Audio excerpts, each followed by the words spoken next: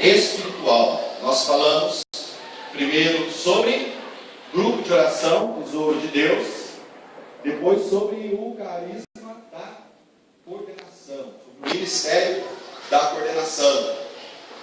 E agora o tema que nós temos é sobre autoridade espiritual. Quando eu digo a palavra autoridade, o que vem na sua mente? Pode falar, um de cada vez. Quem manda? Oi? Quem manda? Pode falar mais alto. Quem manda? Poder, quem manda? Quem manda? Na ordem. Quem manda, entendi quem manda, olha só. Quase que eu não ia perguntar por quê, mas ia falar. Vai que aqui em Minas a linguagem é diferente de São Paulo, né? Vai que alguma gíria de vocês, eu não conheço. O que mais?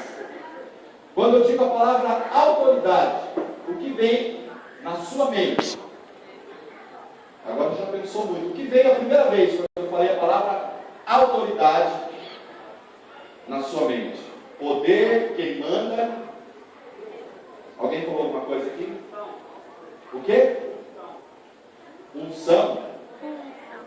Fala mais alto, não estou ouvindo. Obediência. Ele falou moço, falou função. Função, ok?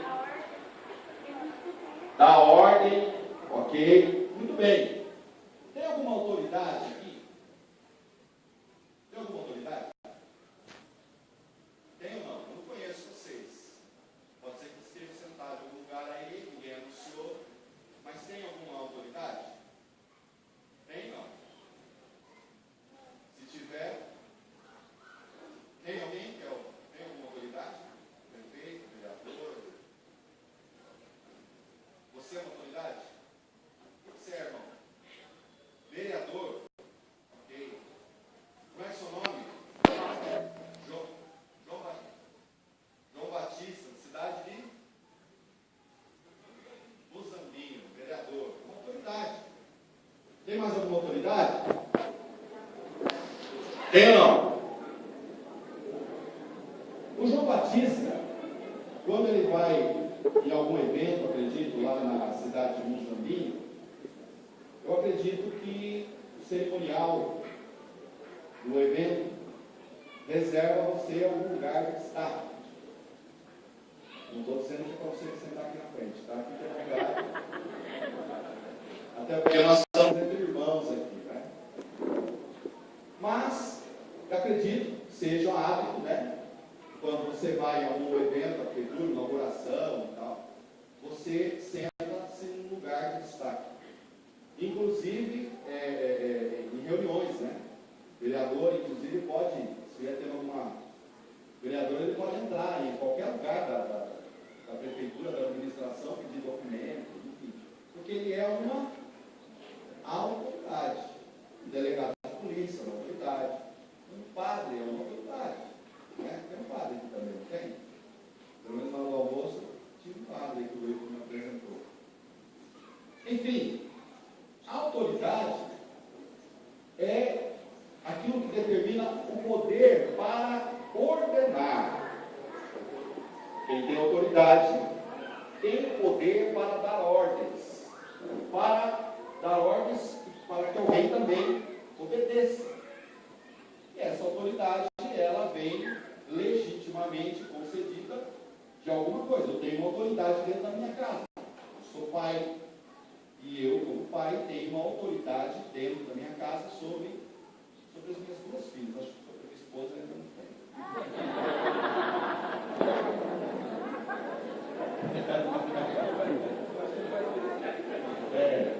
Estou discutindo aí nesse ponto, não chegamos a uma conclusão. Mas sobre as minhas duas filhas eu já tenho, isso já é um grande começo. Mas o nosso tema aqui é autoridade espiritual. E por que eu estou fazendo essa comparação? Para nós vermos o que é uma autoridade espiritual, entendermos que é uma autoridade. Abra em Lucas, capítulo 9. Lucas, capítulo 9, versículo 1. Evangelho de São Lucas, capítulo 9, versículo 1. Página, quem tem edição da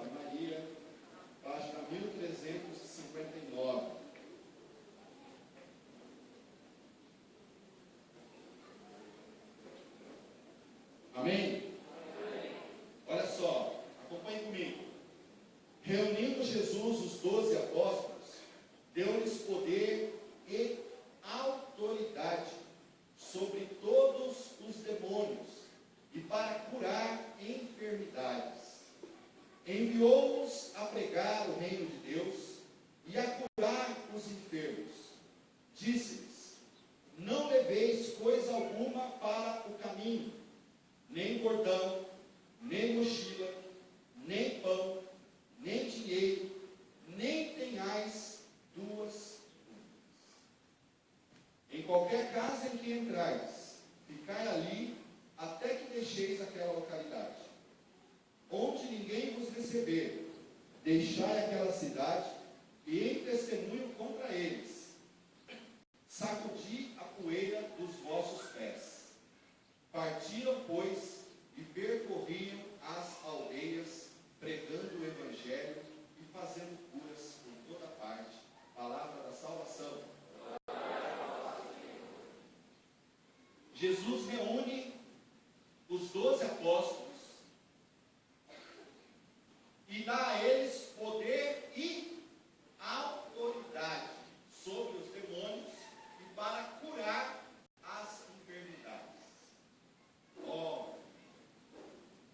Jesus nos concedeu autoridade espiritual.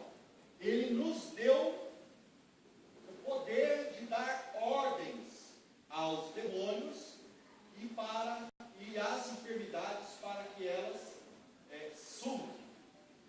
Que maravilha! Mas olha só que interessante, um mistério de Deus que nos chama a atenção.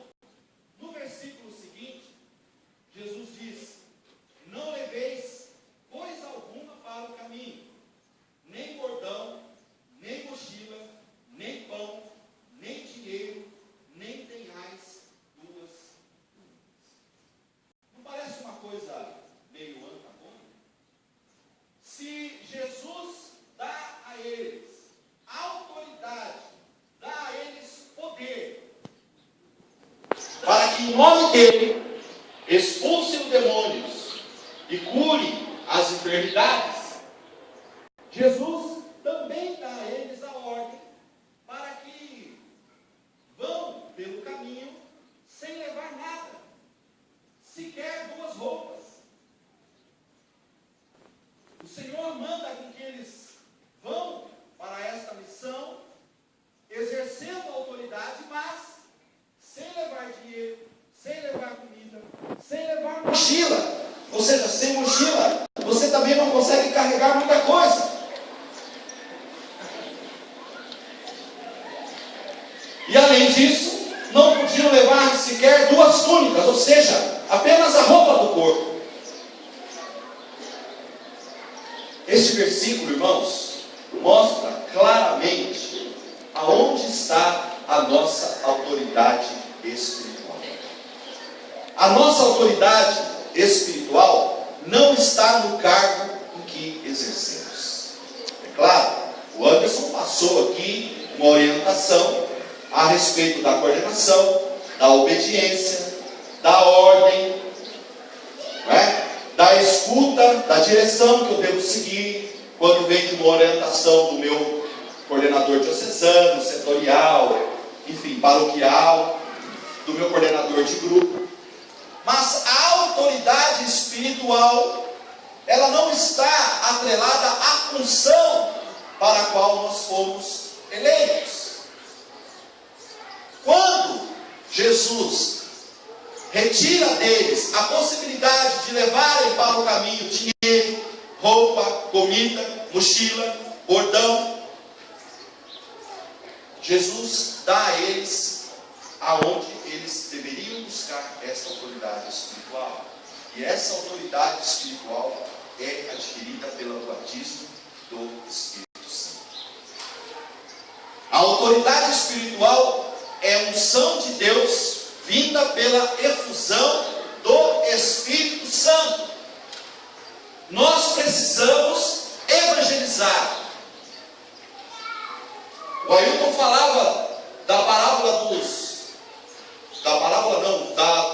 de Ezequiel 37, dos ossos secos. da visão dos ossos secos. E o interessante é que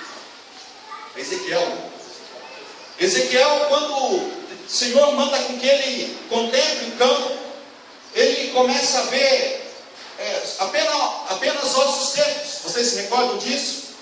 O Ailton comentou, vocês já leram. E depois a palavra vai avançando, e então a palavra diz que ele começa a ver os ossos se juntando, não é? Então havia um osso de uma perna para lá, um osso de um braço para cá, um osso de uma cabeça para lá, né? Um crânio, né? Osso de cabeça, a gente pode chamar de crânio também, não sei se vocês sabem disso, né? Um osso para lá e tal. E esses ossos então se juntam, e então começam a se formar carne e músculo sobre esses ossos, não é? E aí então Deus pede para que ele profetize, para que viesse sobre aqueles ossos o Espírito da vida. Ora, já havia ossos, eles já estavam juntos, já havia músculo, mas ainda faltava o Espírito de Deus. O grande problema, irmãos, é que nós tentamos muitas vezes evangelizar apenas com os nossos músculos. E esquecemos do Espírito de Deus. Quando nós evangelizamos apenas com os nossos músculos, nós conseguimos ir até algum determinado lugar. Nós temos conhecimento, nós sabemos ler a palavra, nós já ouvimos pregações, já temos informação acumulada, nós temos saúde, nós conseguimos viajar à noite, ficar sem dormir e no outro dia pregar o dia inteiro, amém? Então nós conseguimos, mas conseguimos ir só, como é que vocês dizem aqui em Minas? Até ali, um tirinho, né? É assim que vocês falam? Nós não conseguimos ir além, porque o além é só com o Espírito Santo. O além é só com o Espírito Santo. Veja só, abra comigo em Atos capítulo 2. Atos dos Apóstolos, capítulo 2. Atos 2. Quem achar, fala a página para mim.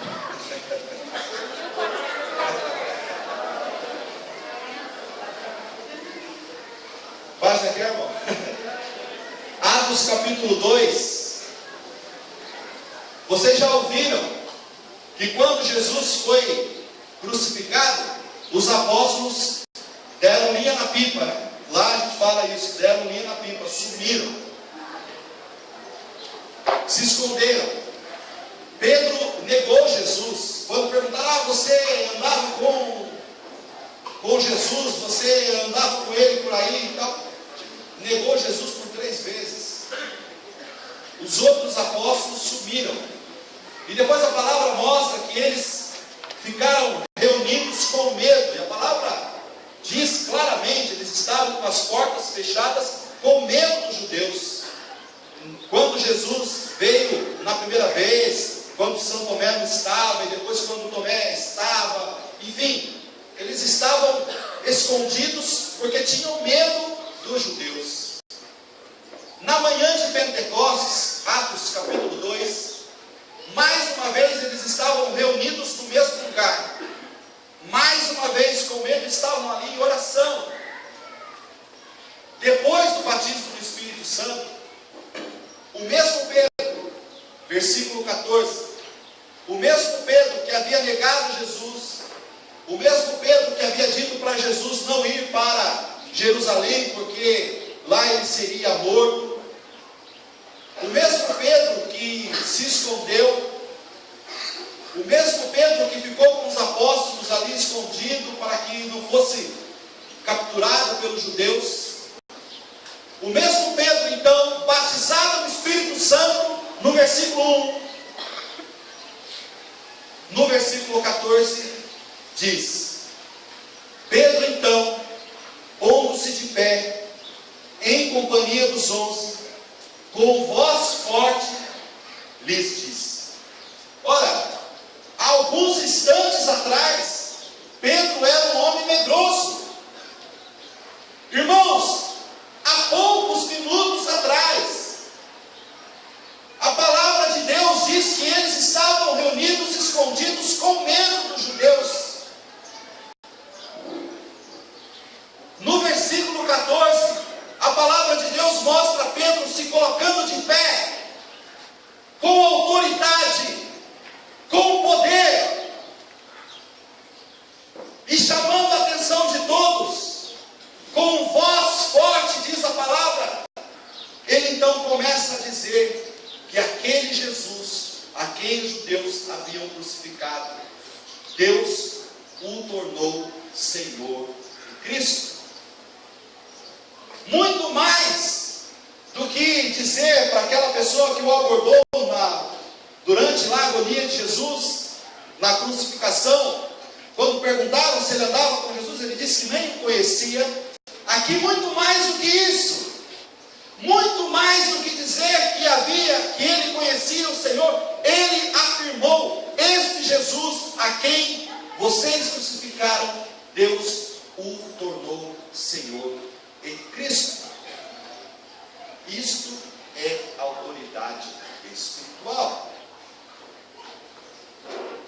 Sem mochila, sem dinheiro, sem pão, e apenas com uma túnica, Pedro, com voz forte, mas batizado no Espírito Santo, proclamou diante dos homens que Jesus Cristo era o Senhor.